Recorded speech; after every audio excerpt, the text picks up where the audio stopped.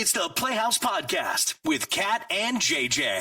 Believe it. I missed everything. Missed the show? What am I going to do? Check out the Daily Podcast. I'm sure you love the town you live in, but do your people care as much about you as Brainerd cares about one of our listeners? You got to hear this in our Battle of the Burbs a little bit later on in the podcast. Here we go. So I thought this would be a good opportunity to listen to what happened to this woman. She was traveling alone, and the front desk person started to, I would say, harass her. I get a call from the phone that's in the hotel room, like the landline phone. I answer, and it's the guy from the front desk that I've been seeing like all day who's made me feel uncomfortable. He's like, hey, there's pizza down here for you. And I was like, that's not possible. I didn't order it. And he's like, well, what's your room number? And I was like, you know what my room number is because you called my room. Hey, I heard what you said about me. I completely froze. I did have my door latched, luckily, so like if he had tried to open the door, he could open the door, but it would just like spring back. He ended up slumping against my door, sitting against the door, crying. I caved eventually and I said, why are you crying? I'm feeling so much right now and I really wanted you to have this pizza. I don't want that pizza. And he was like, please, can I please push it under the door to you? Please don't push it under the door. And he was like, well, if you're not going to eat the pizza, can I please eat the pizza to make myself feel better? I was like, please eat the pizza. So I want to know, what is the scariest thing that happened to you? Because right there, she probably felt so incredibly trapped. You have nowhere to go. You're in your room. This guy's outside. You could easily call the cops. You know, That's what I would have been 911 at that point. But yeah, when you travel as a female, you just got to make sure that you got your head on a swivel. You do what you can to protect yourself. I was looking for some stories from you that really creeped you out. And Alyssa had texted us through that song. She said, a man used to look through my window when I was 13. I would get my parents, and they started to think that I was lying because he would never be there by the time they got back to my room. They ended up catching this guy 2 months later doing the same thing to a neighbor girl down the street. Peeping Tom. Could you imagine? I don't know if I could sleep well, knowing that somebody was just inches from my window, wanting to catch a glimpse. Even if your shades are down, the intention right outside your house. The 2024 version of that is hiding a camera somewhere. Yes. I mean, scary stuff happens all the time. What happened to you and it kind of altered your life? Like, you think I'm lying or like I made up that ninja? I did not. The ninja running down the street at 3 a.m. Sounds made up. There's a house at the end of this road. It's on a hill. It's right up from the field at Cathedral. And I was driving down that road. It was dark. This was like 18 years ago. You know, a real ninja would never be seen. Maybe it was just in training. He's having a bad day. Yeah. And so all black, dressed in all black, skinny, and runs right behind my car. Almost like he was trying to reach my car, but couldn't because I was going maybe a little bit too fast. Yeah. And I promise you, it really got in my head for a long time because I'm like, that's my route. So I had to switch up my route. But he was out there either way. He was out there doing no good in some capacity. Now, ninjas they're trained to protect. He wasn't a ninja, but he looked like a ninja. Head to toe, very, very svelte, and all black. Hearing your spooky stories hot off the audio that we just played about the girl that was traveling by herself. She was in her hotel, and the man that works the front desk, he was like, hey, you have a pizza down here, just to try to maybe get her out of the room. You don't know if he's working in cahoots with somebody that's waiting right outside that door. And then knock, knock, knock. She's like, I did not order a pizza. I don't want a pizza.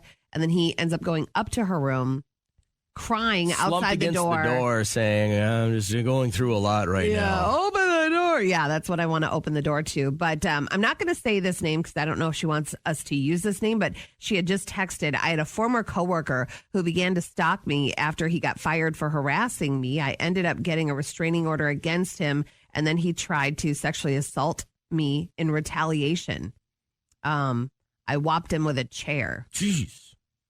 Wow. It's like the WWF. I mean, that's traumatic. That will never leave your brain. You know, you might be good one day, but that will never leave your memory. Kaylee, what's never going to leave your memory?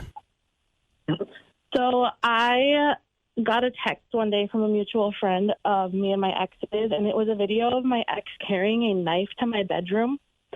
And she had told our mutual friend that she was going to stab me. So I got a restraining order Okay. And then this past year, the judge told me that since it had been 3 years since it happened, I was no longer in danger and denied my restraining order. So you sent the video. How did this person get into your home and get that close to your door? We were living together. Okay. It was my ex, so we were living together. And the judge said since it's 3 years and you haven't been stabbed to death, it's probably not going to happen, so we're not going to give you a piece of paper. Yeah, and like she had been arrested for breaking the restraining order Okay. previously.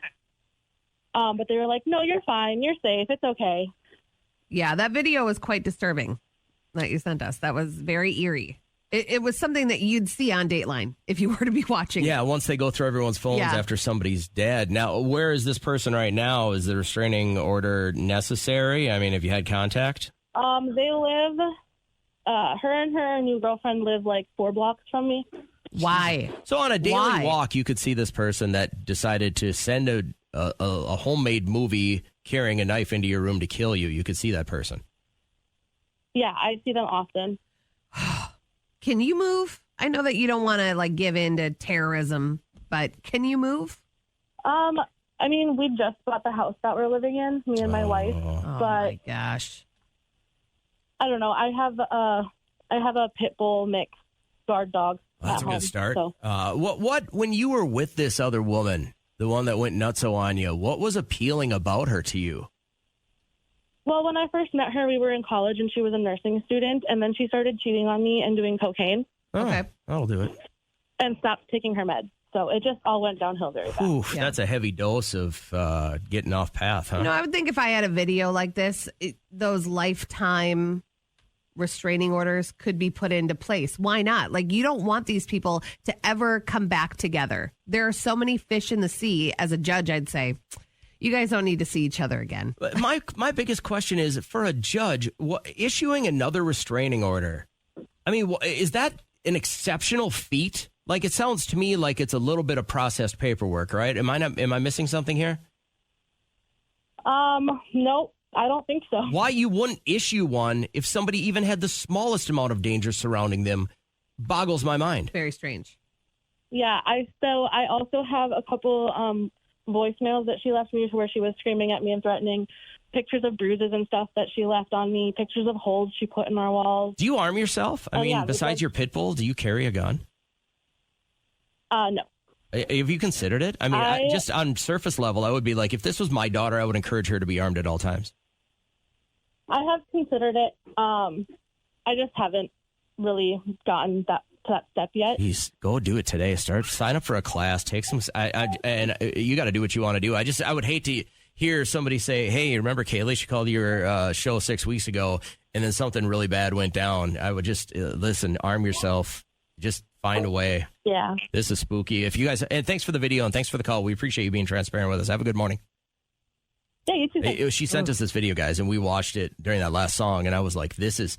You're right. It's straight out of Dateline. It's just straight out of feet walking, and then you have the huge butcher knife walking right up to the door, With and that black sends gloves. a message like, "I can get this close while your eyes are shut." That's very, very scary. It was, yeah. I mean, absolutely on the spookiest tip there was. I mean, and again, what I don't want is like, hey, you read about it on our news site in 6 weeks, and you're like, is that the girl that called your show? Yeah, it was. And then this chick finally went off the deep end and stabbed her in the temple. At the Willies. Jesus. Can I read this one? A little bit more than what we asked for. What do you got? This is a text. I was 22 and I was working at a credit union as a teller. An older male member would only come to me for his transactions. He would even wait until I was free.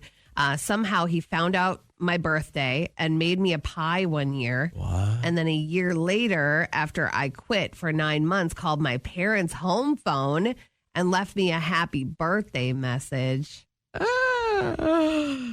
Oh my gosh. My wife and I, we literally have nothing to do. We had a Friday night football game, got home, I don't know, it was like 10:30, and woke up Saturday. We said we got nothing to do. My daughter is camping with a bunch of her friends in like Ely, and my son had to work, and my other son had to work all weekend, and so we were like, we got nothing to do. So I told her, I said, you know what, just be ready to go by noon. And I didn't tell her what we were going to do. So I had heard from a couple of guys that I coach with. They're like, every once in a while, our friends and I will all get like a party bus, and we'll just go to all these small bars around central Minnesota. And I said, all right, well, I'll treat Trisha to something like this, right? So I said, just be ready by noon. And we legitimately drove out of our driveway and just started taking right, lefts. And then we'd get out in the middle of nowhere, and I would pop up bar next to me or bar close to me on the maps.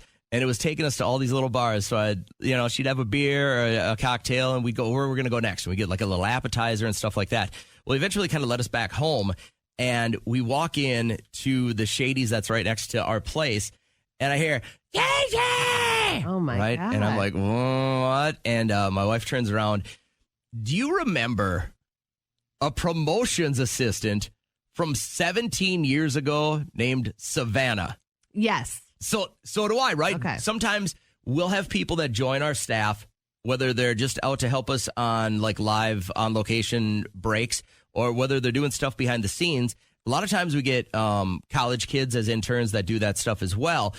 This girl is now a mother of 4. Yep. Who you keep up with her. I follow her on Facebook. Oh, I didn't. But she's like, you don't even remember me. And she's with like 5 other people. So I'm like, all right, I'll just kind of be a chuckster. And I go, oh, yeah. I remember we had to fire you for whatever. And all her friends like, what? That's not how she told it, right? And it was crazy, though, because we had both only been here a little bit of time. And when you get somebody with such a big personality that helps us so much, you start remembering them. And it took me a second to jog my memory. But I was like, oh, my gosh, well, what do you do now? She's like, well, I got 4 kids, and I never get a chance to get out. I never day drink. Oh, my gosh. And she was having a time. I love that for her. And I was just like, oh, my gosh. Just when we do this show a little bit longer, and every once in a while we'll have a show where we, like last week we did, like, what are your favorite moments? And we put them in a time capsule. And then I'm like, oh, my gosh, all the people that we've worked with over these, like, 20 years of doing this silly little morning show.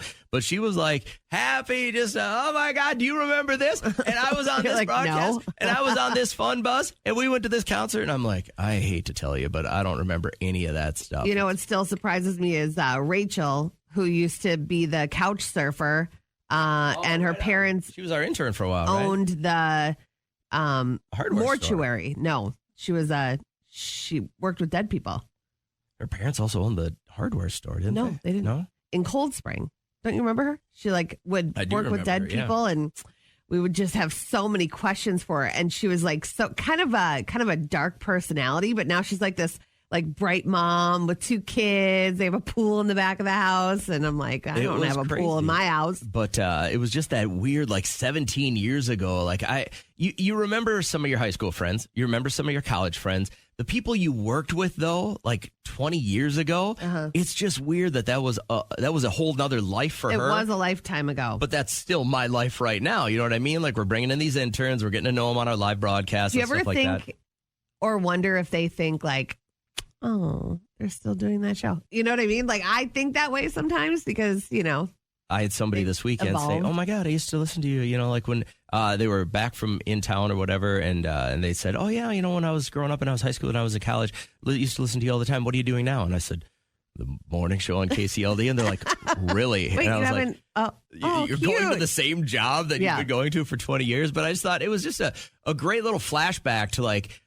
17 years ago. I mean, that was crazy. Yeah. Like, I mean, you didn't have a kid. You weren't married. None of that was going on. You were just flying by the seat of your pants. I was just trying to get embedded into a gig. It was really, really buck wild. And it was just crazy to see that kind of a flashback or whatever. And then to see that she has 4 freaking kids. I know. You know what I mean? I'm like, she was here when, like, she was an intern in college, just living that life. You know what I mean? Go to class, maybe hang some banners for us on the weekends and stuff like that. And to see people, like, you don't expect people to actually, like, have a life after that. We should have her come back and pull some intern duties. Get us coffee. Doesn't seem like she would be doing something car. like that right now. And she did mention that she homeschools her kids. Oh, wow. Which got the look from my wife. Yeah. They're like, wait, what? You're homeschool? I don't think my wife is against it, but the more people say that they homeschool their kids, I think my wife looks and says, our kids would be doomed. Yeah, if I they don't had to sit at home with either of us. People that homeschool their kids. I judge myself because I don't have it within myself to properly do that. Like, how do you know what's right to teach them? Exactly. Well, you have to study the curriculum as well. And then you have to be able to like effectively relay that to them. I know for a fact I am not that smart. After raising 3 kids, the last thing I would want is them there every day, all the time. That's bananas. The KCLD Playhouse is powered up by Bradshaw and Bryan Law Offices, seeking justice for the So injured. good morning to Savannah, who was probably having a rough day yesterday, but it was good to see you again. Time for our Battle of the Burbs. We take some random callers from different cities, and they've just got to convince us why their burb is the best. Kat, you will be the deciding judge here. So if I had to, I was in the burbs of the cities. Anoka, I would say, we're the Halloween capital of the world. Try to beat that. Thousands ascend upon downtown for a week straight just to experience it. So, Brian, you've been on hold the longest. What are you doing this morning, man?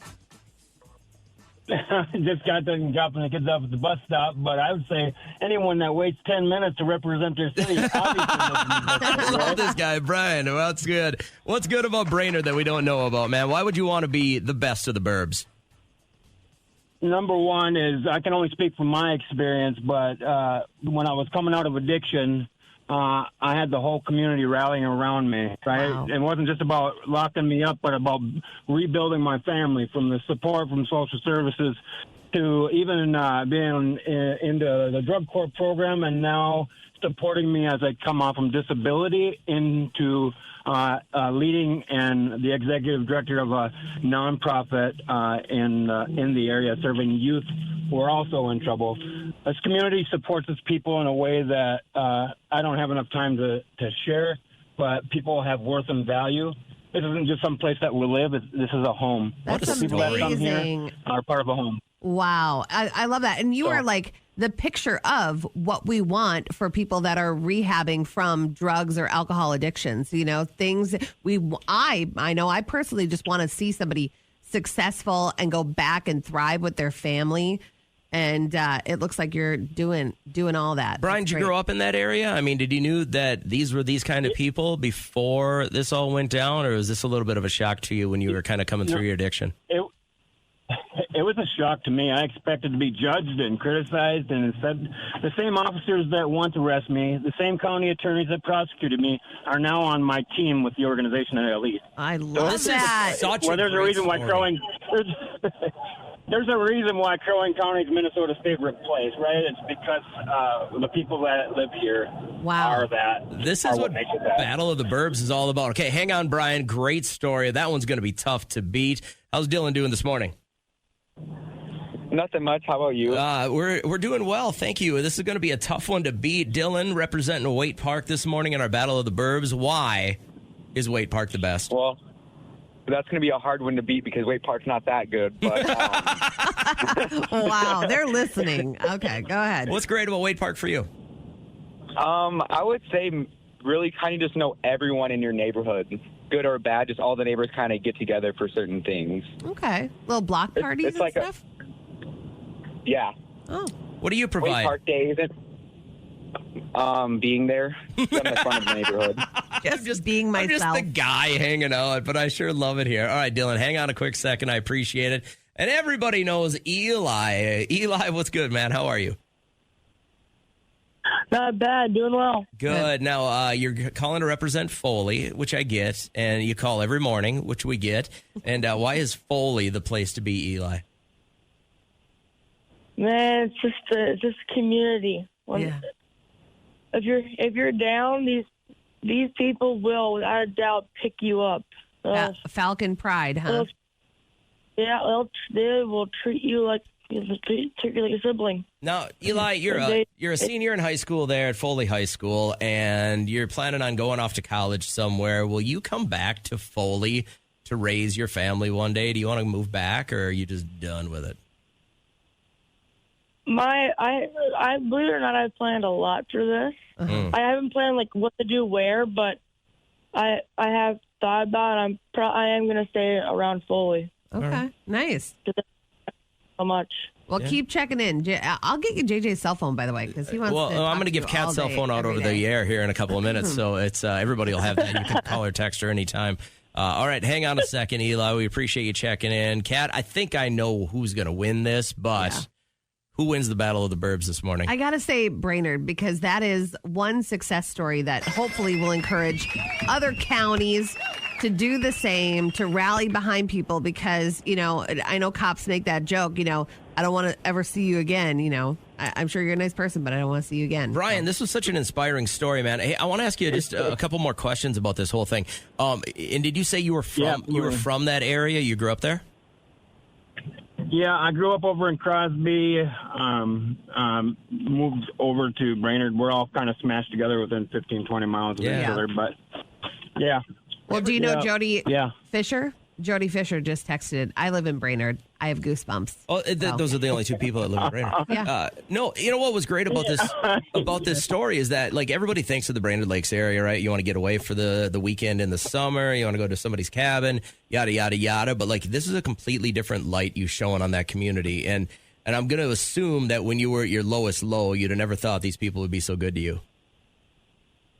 No, not at all. And that's the part that really just sticks with. That's why I'm giving back to the community, is because being inspired by being seen right where I was at, right? Yep. In my worst spot, having officers go back to my house to get mental health medication, right? Mm-hmm. To bring it back to jail when I was in jail. Checking in with me afterwards. When I go into the courthouse or the police department, it's different, but sure. They always acknowledge the fact that, hey, you've done an amazing job. So you've had a chance to turn things around. What's in your windshield right now? Like, what are you so looking forward to? Well, so I also got appointed to the Juvenile Justice Advisory Committee by Governor Walz this year. So really looking at how can I increase. So I have a motto I live by, number one. It's called Restoring Hope and Cultivating Community. Hoping that everywhere I go, people get to experience community in a way that I did.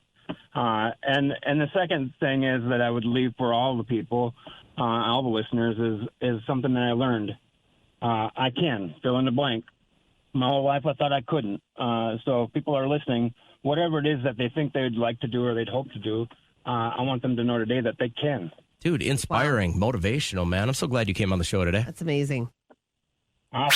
Tuesday morning during our live show, 3 more chances at free money, high-low, up to $5,000 every time we play. Coulda, shoulda, woulda jackpots at $2,000. And then I want you to think about that memory you've probably suppressed. The worst Christmas present you ever got. Now, grateful you got something, right? But it was a horrible Christmas present. We're going to dig into those at 7:35 Tuesday. Right now, let's wrap up the podcast. I was watching with Derek on the TV the crotch bump with the Dodgers. Did you watch that? I know what that's about, yeah. And what is it about? So he said you might want to ask the biggest baseball enthusiast that you know. It's just guys. That's not just guys. You would never do that. Just dudes being dudes. And they were really both knowing what to do. Yeah, it's just dudes being dudes. Listen, I had the same thing when I my sophomore year in college. We had. Listen, guys do really stupid things. And unfortunately, there's so many cameras on it right now. But we did sack taps when I was a sophomore in college. And this was anybody that got an RBI when you'd come back into the dugout. One guy would try and give you a high five and the other guy would give you a sack tap. Now, most of the time in baseball, it's not that big of a deal because you have a cup on. Guys that don't wear cups, sometimes outfielders, a lot of times pitchers, would come back, and usually you're so excited that you get an RBI. You hit a deep fly ball, you hit a single, or you score on a pass ball, whatever the deal is. There's this adrenaline running, and then all of a sudden, I mean, think about this. In any form of life, if something great happens and you run into a certain place filled with 20 of your best friends and everybody's happy for you, you forget that somebody is going to knock you in the crotch when you raise your one hand. Yeah. The way you're trying to explain it to me is how you're trying to justify it to a female. So you're wasting your breath. It's lost on me. Women would hug. We would do big hugs. You're like, you don't understand. Like when the adrenaline and everyone's happy for you, you got to bump wieners. Like it's just what you do. So for I us, don't believe it came to a screeching halt when we started actually winning games and we'd have more people in the stands. And then we had a coach pull us aside and be like, guys, this is super juvenile. You've got to come up with something else. Yeah. Now for decades, centuries almost, there's been some kind of a celebration. Now, Major League Baseball's taken it too far sometimes with these vests that guys put on, or like they carry around a Little Caesars pizza staff, with the pizzas on it. Like, it's become really a sellout. But that's just kind of what some guys do, is just bump crotches. They remixed it too. They remixed for the bump, a bump, bump, bump, bump, bump, bump, bump. If you don't know what we're talking about, it's probably safe to watch at work, but I saw it, and it was just, for me, it was like, that's guys being guys. Yeah. There's certain things that guys do in athletic I can't stop competition, watching it. and it's just it's dumb. But I would say, if you look back and you just even put into YouTube sack tap bloopers, for 50 years, all right, cameras have caught guys in the dugout walking by, and somebody will just tap them real quick. And as a female, I don't think you understand the quick shock that goes through your entire That's what I'm body, wondering. Why right are you from guys your doing belly it to all each to your other? brain. Because it's funny to see someone's reaction. It's the same as going, look out! And then somebody moves, you get a little giggle out of that, right? That's the same thing. I threw Liam's basketball bag up the stairs at him, and he wasn't paying attention. And it just, like, literally the hook of where you'd hang it on the back of a chair just, like, grazed it, and he fell to his knees. So, yes, it's something that females don't understand, but I also don't understand why you would willingly do it to other people, knowing that it makes you feel like you're going to barf. When you're willingly do it, like if it's a bump, most of the time you got a cup on and it doesn't hurt. It's when you catch somebody off guard. Yeah. That's why the sack tap is so funny, because if you go to give me a high five and I pop you below, it's funny because you're like, oh, I'm just telling you. It doesn't make us smarter, and it's pretty primal. And I'm guessing thousands of years ago, monkeys did it to each other and they thought it was funny. So we've carried that on. There are like tons of videos. Again, I'm not proud as a baseball guy that a lot of guys do this, but it's a thing, and it'll be a thing for probably another year or 2 years. I knew you'd say, I get it. It's just a thing, man. Better watch out. Yeah, listen, if that starts happening around here, we've got some. Now we have boundaries. Okay. Now we have lots of boundaries. Bingo! How fun! Last week, someone lost an eye at bingo. Bingo! Bingo what bingo? Bingo! Bingo! All right, so for listener bingo this morning, we're looking for two different scenarios. But first one through gets to tell their story on the radio and give us all the deets. Maybe you're somebody listening who has ever gone up in a hot air balloon. And this is exactly what I would imagine would happen if I went in to one of those and went up, but a hot air balloon struck and took down a radio tower last week in New Mexico during a hot air balloon festival. Oh, wow. What was that? Did you see that come down? The tower. Yeah. Did somebody hit it? I don't know. It's a tower came down. Hit a radio tower. I mean, they're quite big. Well, it's the second time in 20 years that has happened, so you'd think they'd find a different location. But my sister took my grandmother up because it was something on her bucket list when she was 85, so about 10 years ago. She took her to Wisconsin where they do that big hot air balloon festival. Giant festival. So she loved that, got to check that off her bucket list. But you've ever gone up in one? I did it over Lake Superior when I was working in Duluth. We had a big radio station event, and they had and it was in the POWMIA one, the big black one. Yeah. It seems to be everywhere. I like that. It was a good time. And you're only scared on the way up. On the way down, you're coming down so slow. Okay. And you can kind of see where you're headed. And so it's really not that spooky. It's just spooky when you keep going up. So I'm this morning looking for anyone listening who has been fired this year. Like since January, it just happened. Maybe it wasn't necessarily your fault. Maybe you got laid off because the company went under. Maybe it was but you just you lost your job. Probably not your fault. Maybe if you were fired, it was probably your fault. But how's Shelby doing today? Good. You're first through. We're great too. Thanks for asking. Which one do you fit? Oh, yeah, thanks. I got fired earlier this year. So what happened? Was it your fault? Kind of. So my boss kind of had it out. The owner of the company kind of had it out for me.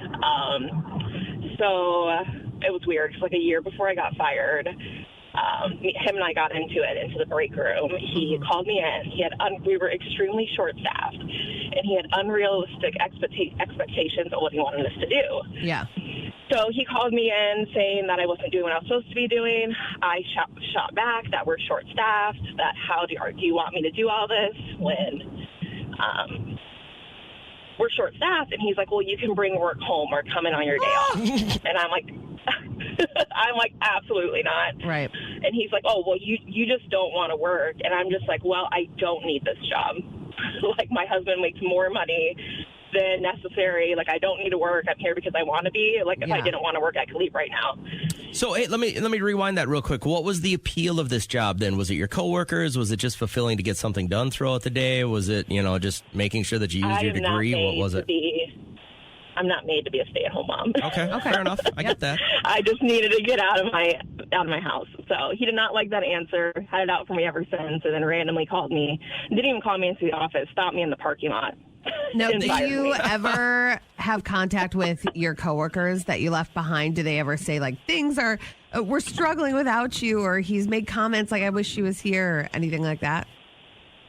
Most of them left already. Oh. So he can't keep the staff. So there you go. There you go. You just were the trendsetter. Why is it that we all think that we're irreplaceable until we get replaced? Like, listen, I've been fired for some very good radio stations across the years, and every time I get canned, I'm like, you'll never survive without me. And then I'll go to the next job, get back on my feet, and then all of a sudden I'll look back and I'll be like, damn it, the ratings are up. Like, it's one of those things, like, you're just like, you think they can't survive without you, but clearly they can't. Well, so what's the next gig? You found something else to be not a stay-at-home mom, or you went back home?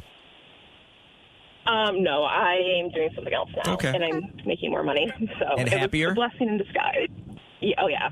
Hey, how does he can you in the parking lot, by the way? Because I've been fired in a bunch of different ways, but never in a parking lot. Yeah, I smell some HR stuff. So, yeah, I was coming into work, and he stopped me, and he's like, what did he say?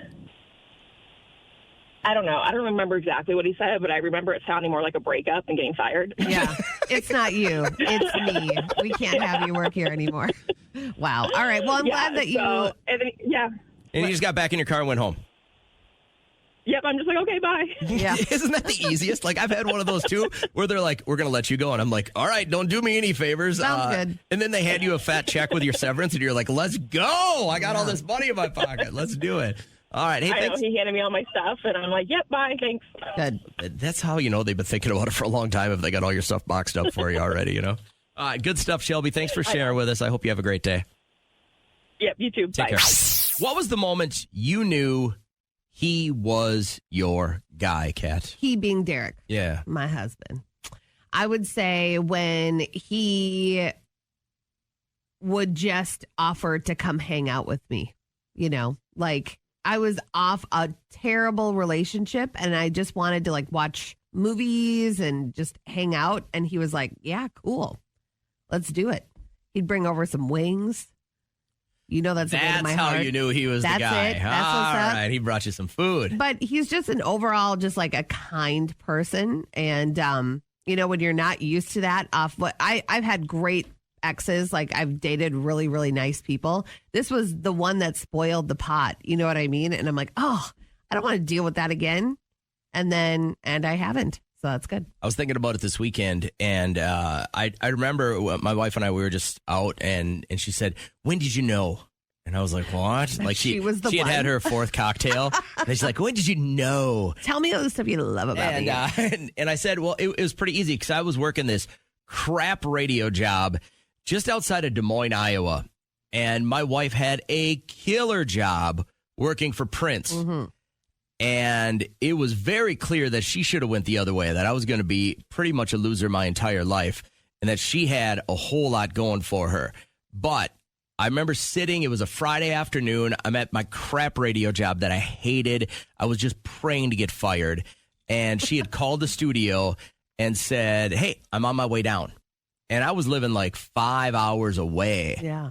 And I'm like, oh my God, like she's got to be the one. Like who else would drive 5 hours into the depths of Iowa to see a loser like me? Right. And I was like, you got to marry that girl. So like, I remember clearly I was sitting, I hated that job worse than any job I'd ever had in my entire life. Any manual labor, low pay job was so much better than this crap radio job. And I just remember going, I got to marry this girl and get the hell out of here. Mm-hmm. And that was it. So I started asking around, like, when did you know they were the one? Right away, Matt said, when I found out she was a diehard Vikings fan. Okay. Really? All right. And then Annie had a good one. She said, when I realized that he made my life easier, not harder. Yes. And that's a big one. It is a big one. I feel so bad for women that don't have a partner. You know, I know You're just married to someone. You're just married and that's it. You know, they don't take it seriously. They don't want to help you out with things. They cause more of an issue. And I have one friend that will always say like, and she jokes about it, but I'm like, that's gross to say. She has 3 kids. She's like, it's like I have 4 kids, you know, with my husband. I'm like, that should not be the case. You should not have to watch him sit out in the car honking at you as you bring all of your crap out with the kids and buckle the kids in. Man, if that's you and you watch your wife do that, that is gross. I thought this would hit a little bit closer to home for a lot of people that now some women love it that the man's going to go hunting and he's going to be away for like 3 weeks this time of the year. But then some of them are like, hey, this is a family. Like, you're supposed to be here helping with some of this stuff. So I threw it up on our Facebook page. If you want to comment, that would be super cool. But how did you know that they were the one? Maybe it was the one that got away, but you realized at one point. So for Kat, it was Derek showed up when she just wanted to watch movies with wings. Yeah. For me, it was I was working a dead-end, horrible job that I wish we would have got bombed by Libya at. And my wife was like, well, I'll come down. And I was like, dang, that was crazy. So what was the moment you realized they were the one?